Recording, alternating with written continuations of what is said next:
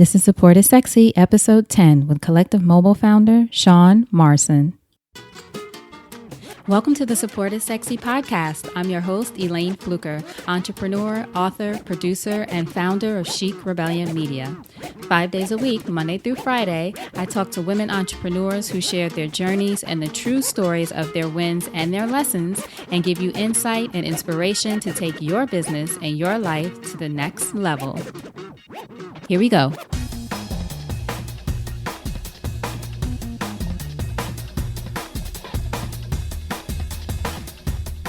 Hi, everyone. Welcome to a new episode of Support is Sexy. Thank you so much for joining me. As you know, it just would not be the same without you.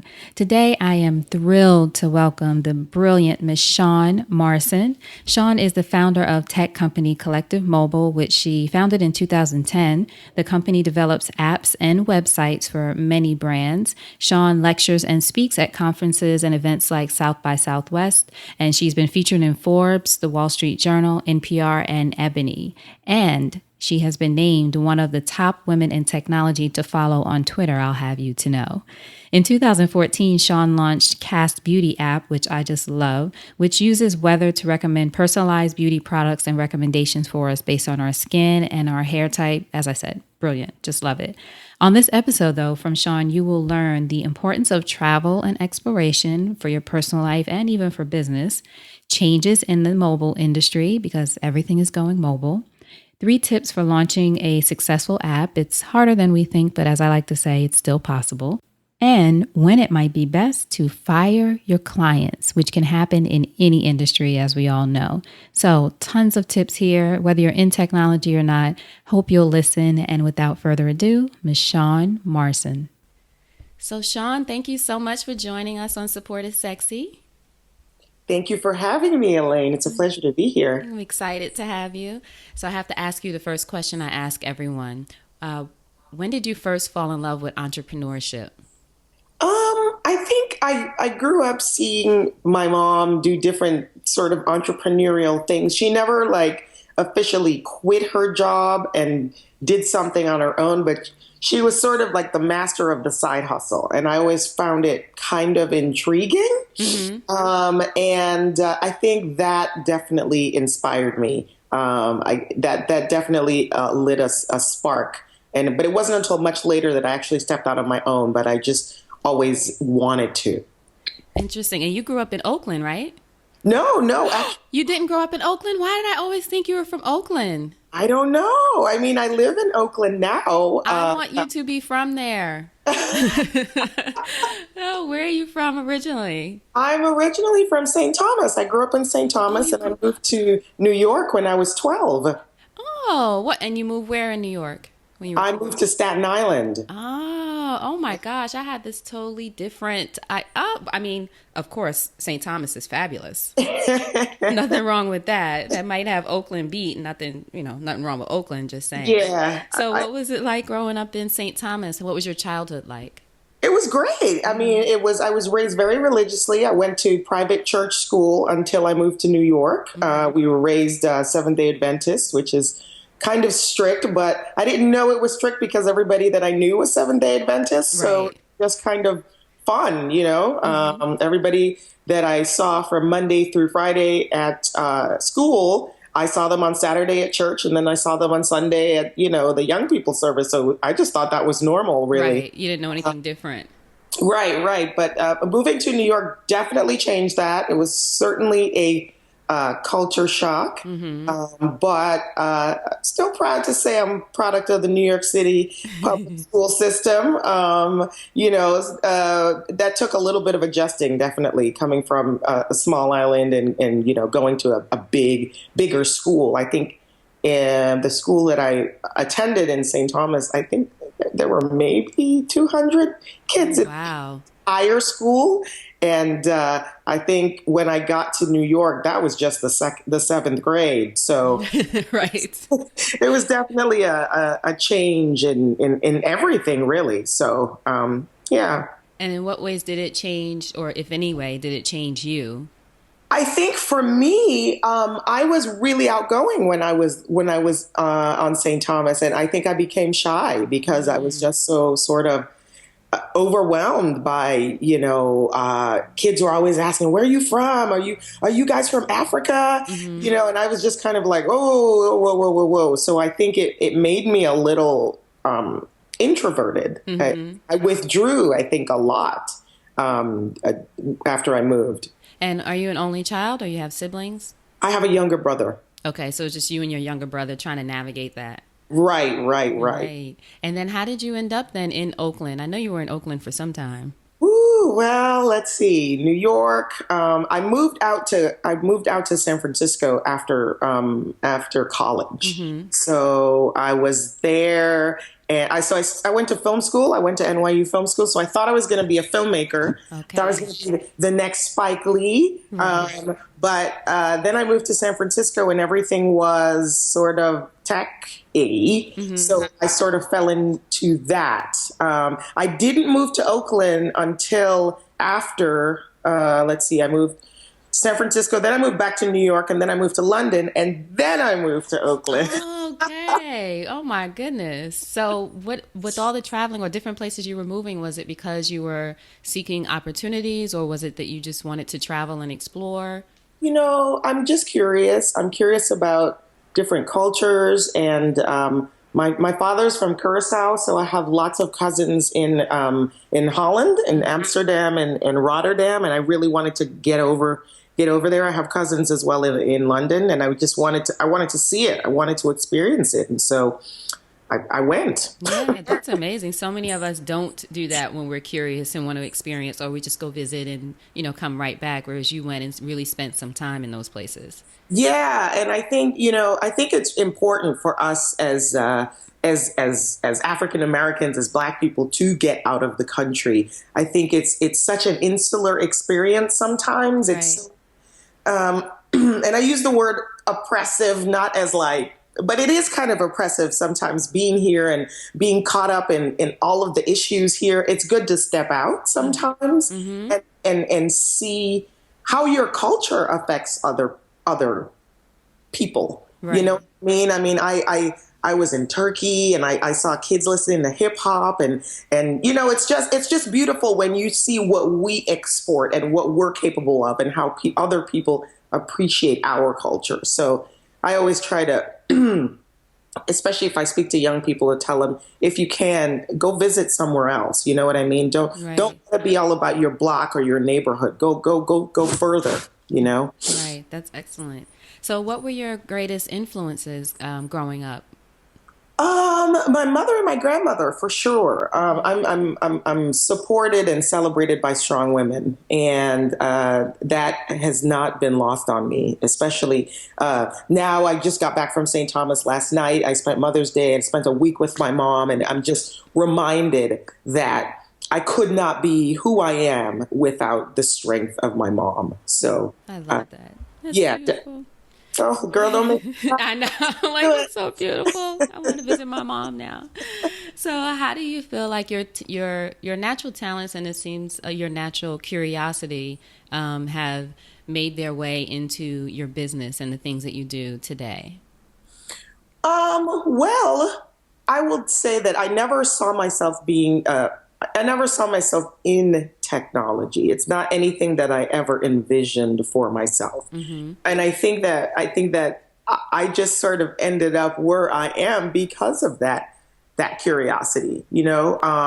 I took my first job. I was one of the first 50 employees at a startup called Look Smart, way, way, way back in the day. Mm-hmm. This was like before. I think Google was actually around, but this startup had the novel idea to actually have people researching and reviewing the websites as opposed to an algorithm. So Uh-huh. you could sit around and review websites all day long. You would just get a topic, and you'd have to review, I think it was at least 100 websites a day. What? Yeah, and write a very short description of the website. So that led to my curiosity, because if you're just able to kind of like freely roam the internet and see what was out there, it was the perfect job for me to just sort of figure out, oh my gosh, here's a topic that I know nothing about. Let me research it and see what's out there. And I Right. that has sort of guided my entire career. I took on more and more technical jobs because my curiosity led me to more technical things, and so I think that's just sort of that pretty much informs who I am today. Is just letting that curiosity guide me to whatever it is I decide I want to do next. And at that point, when you first started working in technology, did you abandon the dream of being a cinematographer, or was that just because the space you were in or where you lived at that time, technology was the primary industry, so you decided to go ahead with that? So it was mostly a financial decision. You got to make a living. I don't think I ever fully abandoned the idea of film. I still do video art from time to time. And I'm a creative person at heart. So I always find a way to fuse creativity into whatever it is that I'm doing. I will say that back then I did sort of, I was so focused, I guess, on the technical aspect of things that I didn't do much creative. Right. But I think now that I'm older, I've found a way to sort of balance the need to be creative with all of the other technical things that I have going on. And I think that that's important. Now, when did you start Collective Mobile, which is your company? I started Collective Mobile in October of 2010. And how did that lead up to that launch or deciding to do a business of your own? I know you were working in the industry, but why a mobile-focused company, for example? Well, mobile was relatively new. It was just a couple of years after the release of the iPhone, I think, and I was basically doing what I was doing with Collective Mobile for a larger company. So I had a team of engineers. We would conceive of applications that then the sales team would take out and sell to clients. I wasn't fulfilled with that work. It was something that was nagging at me that I wanted to go off and do it for myself. The subject matter wasn't appealing to me. So we were doing big pharma work, and I had major issues with that, and I did not want to do that anymore. And basically, because the role that I had was it was an entrepreneurial role. It was what they call now an entrepreneur, right? When you're sort of owning yourself, but within a larger organization, right? So I was like, well, I kind of think I can do this. I think that this has primed me to go off and do what I want to do. So I'm going to give it a try. I mean, and like I said, the idea had been sort of circulating in the back of my head for a while, but I will say it probably took me a good 6 months before I actually was like, okay, I'm leaving, and that's it. I'm going to quit, and I'm going to do this. And then you just but then you decided to make the leap. I did, yeah. And did you have clients when you made the leap, or? I had nothing. Right. I had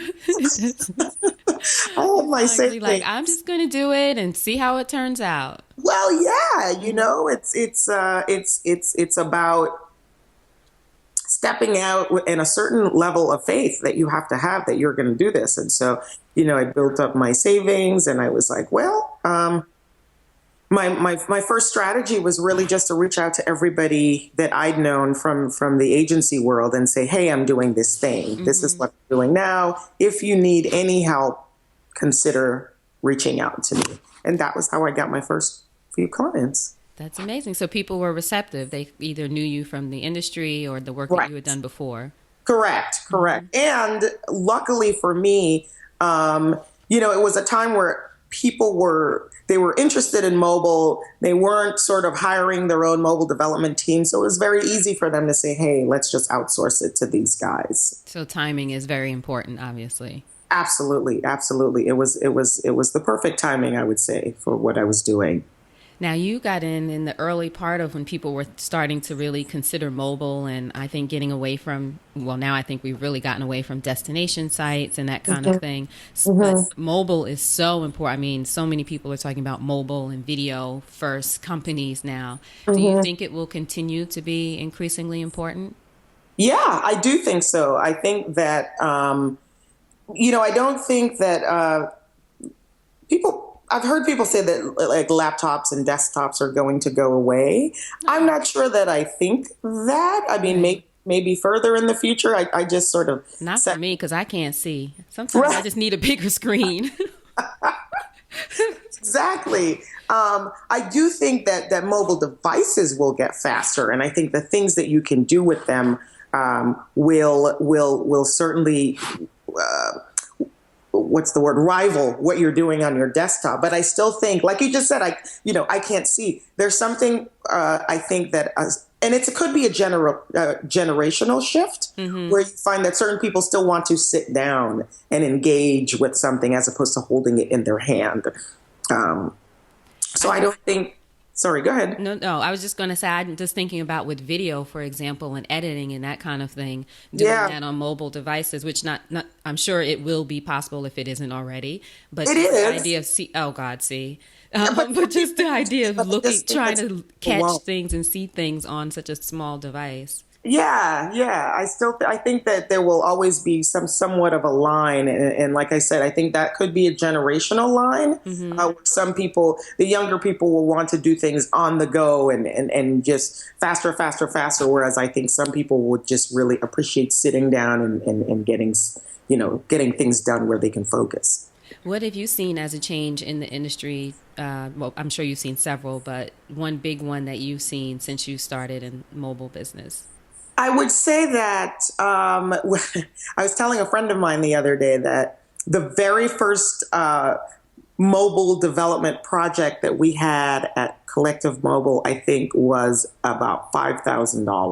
Hmm. So I would say the cost has increased exponentially. Uh-huh. But that's because also because mobile devices are getting faster and the processing speeds are getting faster, there's more mobile apps themselves are becoming more complex. So, that very first project that we did, it was literally just an app, right? Everything happened within the device itself. There was no back end, there was no server, there was no registration, there was no integration with social media. None of that stuff Right. was happening back then.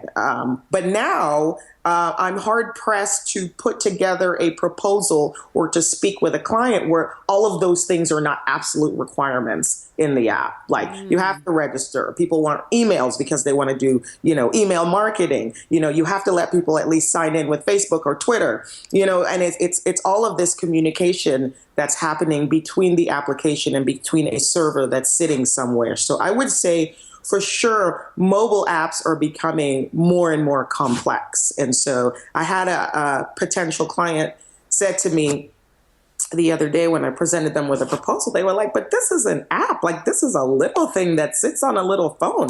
Right. It's that expensive. And I was like, you're talking about serious development time. You're talking design. And when you think about how mobile design has evolved, you really have to really think about how you're going to engage the user because they've got 50 other things going on at the Right. exact same time.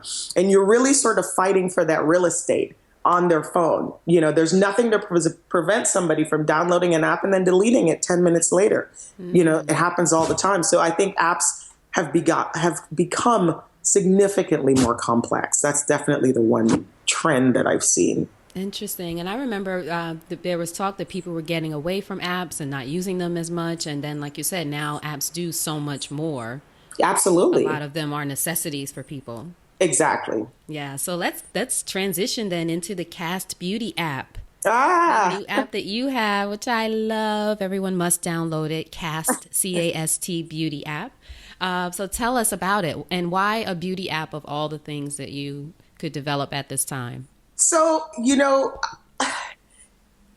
Tell us what it is and then tell us why. So the Cast Beauty app is an application that provides personalized product recommendations based on your skin type, your hair type, and the weather. So what we're doing is we're taking a data-driven approach to providing beauty products for women. I did not, if you had told me maybe like 3 years ago that I'd be doing a beauty app, I'd be like, I don't know anything about beauty, so you got the wrong person. All I knew at that point was what products worked for me and what products didn't work for me. And I used those products almost fanatically, right? Living in the Bay, The climate there is relatively cool. It never gets too hot. It never gets too cold. It's always very sort of, Right. middle of the road. And my skin loves that. I've always been complimented on my skin since I've been there. It's just it's conducive to whatever it is that my skin likes. Fast forward to moving to Atlanta in 2014, and everything sort of turned upside down. The climate here is very different from the Bay. Yeah, just a little bit. They have real seasons in Atlanta. It gets very hot and very humid. And I did not know what to do. The products that I was using for so long, they weren't really working for me here. I was breaking out because, it was always the moisture in the air, basically. And I have oily skin, so it just wasn't, I was always shiny. It was not a good look. And A lot. that's a lot. And so I just, because of, like I said, that natural curiosity, I just started researching and basically talking to other people who had relocated from different parts of the country to Atlanta, and found that, oh yeah, you have to adjust to that weird sort of thing that happens in the spring with the pollen covering everything. And then you have to adjust to the hot summers and the thunderstorms that come out of nowhere. And, I just, I noticed some consistency there. And then thought, hey, what if I did, initially, to be honest, I thought, what if I just did a very cool weather app? And that sort of evolved into, well, there are hundreds and hundreds of weather apps. The last time I counted, there were probably over 250 weather apps in the App Store. And I wanted something that did something more with that weather data, right? You can give people weather, but they can get that pretty much anywhere. Right. And so what if we did something helpful, like for myself with that weather data? What if I knew that tomorrow was going to be really humid and that I should probably, because I have oily skin, I might want to use this product? And so that's really where the inspiration for Cast came from. That's amazing. And then you launched in how long ago? I launched in March it was a very soft launch at South by Southwest in March. Explain to people what a soft launch means. A soft launch means that we weren't really ready to go, big bam boom kind of thing. Right.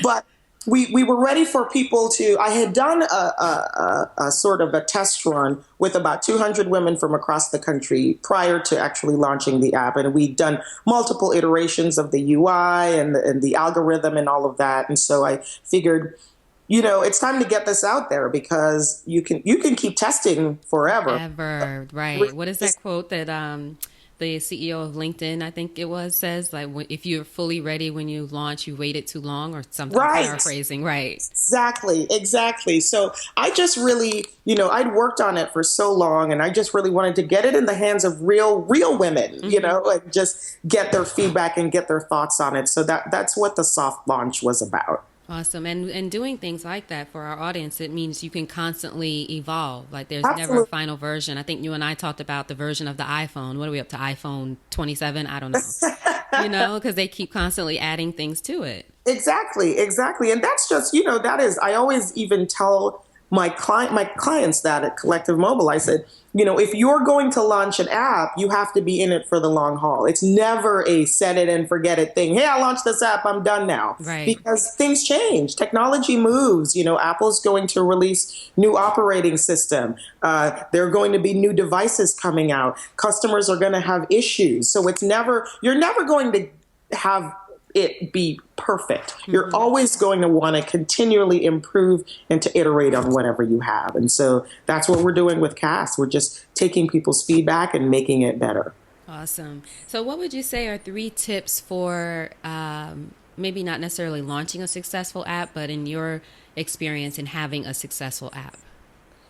3 tips. The first one I would say is keep it simple. And that is take 1 or 2 things and do it better than anybody else. That simplicity will also apply, I think, to your design and your user interface. Don't clutter it with too many things because, as we all know, folks' attention spans are not, it's diminishing. Right. So you want to do a few things. You want to do those things better than anybody else. And so I think simplicity is definitely the key. The second thing alludes back to what I mentioned before. Make sure that you're prepared for what that journey is going to be. People are going to complain. There are going to be bugs. There are going to be things that people don't like. If you're not prepared to deal with that and to really be iterating and making it better over time, then you're probably not ready to launch the app. It's not just all about getting your face in Business Week or Forbes, because what that does is that brings new users, and with new users comes new issues. So you have to make sure that you're prepared for that from a development standpoint and a financial standpoint. It's not going to be cheap. So I would say those are the three things that I would say. Be ready, keep it simple, be ready to iterate from a development standpoint, and be ready for it financially as well. Awesome. That's great. So, what would you say the greatest lesson having a business has taught you about yourself as a woman? Oh, as a woman, it's empowered me in ways that I didn't think. I mentioned that when I moved to New York, I sort of withdrew, and I was just super, super shy. Even though that's not, the core of who I was, I definitely withdrew into myself. And I think that I stayed that way for quite a long time.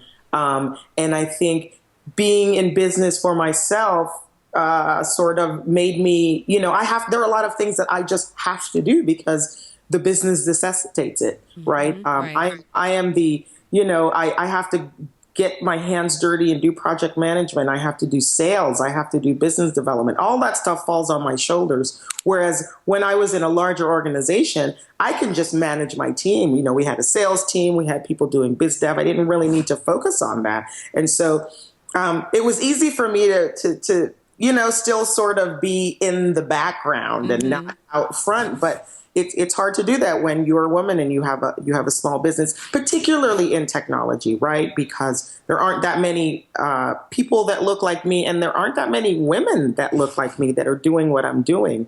And so I feel some personal responsibility to not hide anymore, to not withdraw, and to let people see that this is possible. Speaking about technology and it being very male and very white, usually focused, has that presented any challenges for you just along your journey and things that you've had to navigate being a woman and a woman of color in that industry? Nothing has happened that has been overt, right? So no one has said anything to my face that has been offensive. Whether or not they say it behind my back, that's a whole other thing. I'm sure that happens, but that's not any of my concern. Right. So I think that the only thing that I've noticed is a little bit of a surprise because you have certain interactions with people over email or on the phone, and they don't necessarily know. I think my name is kind of ambiguous too. Right. And sort of lend itself to the quote unquote black sounding name. So, if we get to the next stage of the relationship and we set up a meeting and I show up, there's always that little, you see it Yes. right in the eyes, Right. It's a little twinkle or it's a fear. little, It's a little something. exactly. Yeah. I think that's the thing that I have probably become aware of, but nothing, that, like I said, that's overt, that's sort of been kind of like in my face, kind of like, whoa, this is blatant racist, sexist sort of situation. I've been fortunate enough not to have those kinds of things happen. And in those situations, even, if you get the job or whatever it is, you just you have to let your work speak for you, right? Right, right, right. I've been fortunate enough with Collective where we don't do any advertising. So I'm not buying Google AdWords or anything. Most of the business comes in from prior clients and referrals and that kind of stuff. So like you said, I try to let the work speak for itself. Awesome. Now, if there's one thing you wish someone would have told you about entrepreneurship, what would it be? Ooh, how low the lows can be. I think that, the highs are great. You close a big deal. You get a big fat check. That's all fantastic. But I think in the early, this is my sixth year. The early years were challenging in terms of it was almost like feast or famine, and it's only now that I'm able to really look at the business from the top down and be able to sort of see the patterns, because on in your second or your third year you don't know, you're just grinding, you're just hustling. But now I can look back and I can say, okay, typically the summer months are relatively slow for us, so I can kick back and not worry, because I know more or less based on how the business has been progressing, that things are going to pick up in the fall, and they typically do for us. And we're busy right through to the end of the beginning of the year. The lows come when you have difficult people to deal with. And some of them tend to be women, and some of them tend to be people of color. And it's just, you know what I mean? You have this weird expectations that those types of interactions are going to be easy or easier. And sometimes they're not. And sometimes those are the more difficult situations. And they're hard to weather, because you still have to stand on the name of your business, and you still have to maintain the air of professionality, because that's all you have is your business. You don't want to do anything that will disparage your business, but sometimes you're just dealing with really nasty people. And that gets challenging, because you can't just be like, you can't say things that you would say in other settings. Exactly. Try to keep it professional. Yes, absolutely. Because like you said, you have to maintain that for your business, because that is the most important thing. But I would say dealing with people that are not, that's difficult for me, because I'm really sensitive. Me too. I totally get what you're saying too. I mean, we probably shouldn't have a different expectation when it's another woman or that it's another person of color. Like, okay, maybe this will flow because, and then it doesn't. And the disappointment is just, it takes you a minute to get over it. Like, what is happening? Yeah, exactly. Yeah. And it's just, I think, there are times when you're in the client services business, and sometimes, there's a little conflict with a client. I think that's to be expected. It's for me, it's when respect goes out the door, because I feel like even if we're working for you, there really should be some modicum of respect. And it's like when that goes out the door, then it's just kind of, this is not good. Have you ever had a situation where you had to, as they say, fire your client? Where it just wasn't working and you had to say, this isn't working for us, or however you phrase it? Let me tell you that if I've never had that situation, but I'm dealing with one now where I'm like, I should have fired these people a long time ago. It's wrapping up now, because I'm the kind of person that likes to finish something that I started. And so I stuck in there, and it's been painful. Yeah, because sometimes people, we don't look at, I don't know, in this situation, obviously, I don't know the details, but sometimes it ends up taking us much more time than it needs to. You end up eventually losing money on the project because, and people think, like you said, we want to finish it and that kind of thing. And sometimes that might be for the best, but sometimes it's better to cut the ties. Yeah, I can say with a fair amount of certainty that is something that I should have done. And I didn't do it in this situation. And it's a lesson. It's been a long journey. I'm glad it's almost done. But yeah, I think 3 months ago, I should have said, you know what, guys, this is not working out. Thank you, but no. Yeah. But now I know. Right, exactly. And that's the thing. We have to go through things in order to, I think especially what's important, I didn't want to skip over what you said too about after having your business for a few years, you sort of get a sense of the patterns. Of course, things will be a little different year to year, but not to necessarily panic in the summer. But that first summer, I'm sure you were like, what's happening? Yes! Where are the clients? Yeah. Yes, exactly. Yeah. So, well, and also what I can take away from this client experience is that now I know the signs, right? Right. Because there always are signs, and you either heed them or you ignore them. Like, what is it? Oprah says something like, the universe talks to you, and first it's a whisper, exactly, and then the whole wall falls on you. Exactly. That's right. So, now I know what those signs are very clearly, and I can apply those next time, some craziness happens. There you go. I hear you. Okay, so I want to ask you, what does this quote mean to you? Okay. Effort only fully releases its reward after a person refuses to quit. And that's Napoleon Hill, and I saw that on your website. It means for me, excuse me, sorry about that. Um, that you know, I just believe in seeing things through to the end, and I think sometimes that's for the better, and sometimes I don't know. I just have to believe that it is all for the betterment, right? You got to see things through. I think when I was younger, I left a lot of things. I felt like I left a lot of things incomplete. Like I would start something, or I'd be like, "Oh, I want to learn to play the piano," and then I would go to piano lessons, and I'd be like, "I don't want to play the piano. Now I want to play the guitar." Uh, you know what I mean? And I was just sort of like that. Like I said, that curiosity led me around a lot, and so I think as I've matured, it means that you finish the task. It's not going to be the easiest task, but it's all about the journey. It's all about the lesson that you learn. Right. So let me ask you, what does your support network look like in your business right now? And how do you utilize it? Um, I have a mentor. I have a really great mentor that I've had. I think she's been my mentor for like the last 5 years. And she's fantastic. And she is always available for a text or a phone call, or she travels a lot. So whenever we're in the same city, we always get together and I can always bounce everything off her. I send her contracts sometimes to help me look over. And that is fantastic. I have a great partner. I have a couple of really, really close friends that I can just vent to that that have known me before Sean, who went to the White House, before Sean, who has done Cast Beauty. You know what I mean? People Right. who I really respect and who can just let me be me. And I think that's what my support network looks like. It looks like people who really just let me be myself and offer their support when I need it most. Awesome. Now let me ask you about your mentor. How did you two connect originally, and then how did you determine that, you'd work together?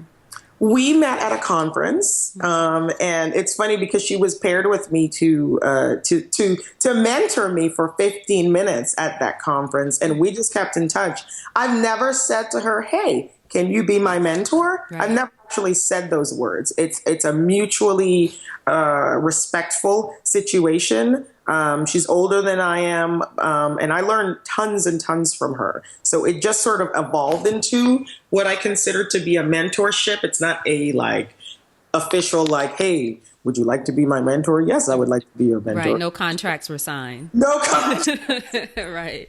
were signed. I just sort of, after meeting and sitting with her for those 15, 20 minutes, I was like, "Oh my God, this is an amazing, inspiring woman." And I just, Right. I would love to learn more from her. I love that. Now, I know we have to start wrapping up. We're coming toward the end, but I wanted to No. ask you I wanted to ask you, if you think over your life and your career Hmm. and you had a chance to thank only one person whose support was critical to you personally or professionally, who would that be and what would you say? That would without a doubt be my grandmother. Oof. Um,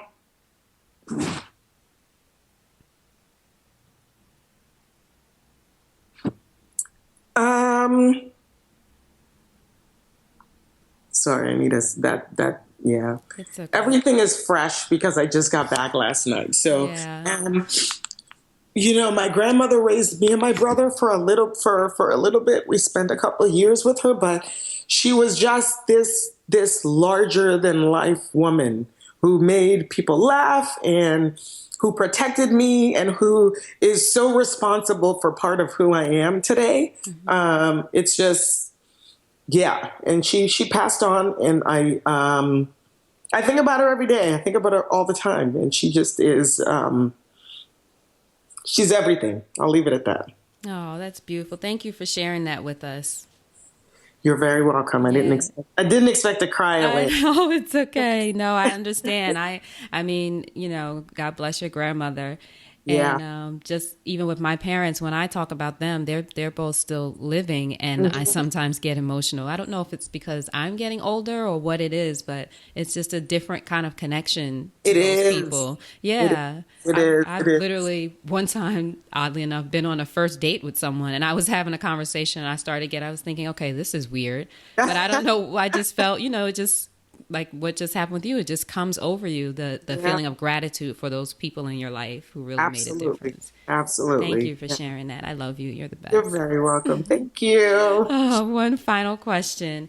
How can we support you? What can the audience do for you? Website, social media, products? Let us know. How can we support you? Please download the Cast Beauty app. Download it, and give us feedback. Tell us what works for you. Tell us what doesn't work for you. Help us to make it better. The Cast Beauty app is available on iTunes and on the Google Play Store, available for iOS and Android. The website is castbeauty.co. We're on Twitter, we're on Instagram, and we are on Facebook. So please, please, please show your support by downloading the app and sharing your feedback with us. Awesome. And on now social media, is it Cast Beauty or is it Cast Beauty Co? On social media, on Twitter, it is Cast Beauty app. Okay. And on Facebook, it's Cast Beauty app. But on Twitter, on Instagram, it's Cast Beauty. Okay. And that just for So everyone, and we'll have it all linked up and in the show notes so people can go directly to it. And I'll make sure I get all of that from you. awesome, awesome. I will send Great. it to So, you. last thing, what is a parting piece of advice from you to our audience? I would say now is the time. If you're thinking about doing something, if you've been rolling it over in your head and you're paralyzed by a certain amount of fear, you're worried about what people are going to think, forget all that. Do it. Do it now. Do it today. Because, at risk of sounding weirdly fatalistic or anything like that, tomorrow's not promised. All you have is this moment.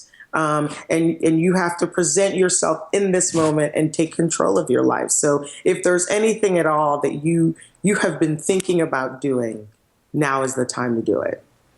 Awesome. Sean, thank you so much, sis. I appreciate you. Thank you, Elayne. This Thank was you. awesome. Yay. Hold on one second. Okay. All right. Thank you so much for listening to that episode of the Support is Sexy podcast. And I do hope that you got some inspiration from it. And the challenge is for you to do at least one thing. Take one thing from the episode, at least one thing. You can always do more, but at least one thing that will help you move one step closer to your dream. Whether that's launching a business, writing a book, whatever that thing is that you want to do, take something from this episode and move one step closer. And what I'll also ask of you, if you can tell me what you think about the episodes, what we've been doing, what you want to hear, what you like, what you experience while you're listening, go over to iTunes, leave us a review, and let me know what's going on. What are you thinking? What are you feeling about the show? What else can I do to be of service to you, which is what this is all about, to be of support to you. That's our buzzword, right? You can also go to my website, elaynefluker.com/podcast. So that's ELAYNEFLUKER.com/podcast. Hear more episodes there. Also have a bunch of great videos, tons of information. It's where I'm going to be spending a lot of time, and it's where I love to connect with you. So again, thank you so much for listening. I truly appreciate you and your support. And the most important thing I want you to remember is having it all does not mean doing it all alone. So now, go out there and create something sexy, and I'll talk to you soon. Take care.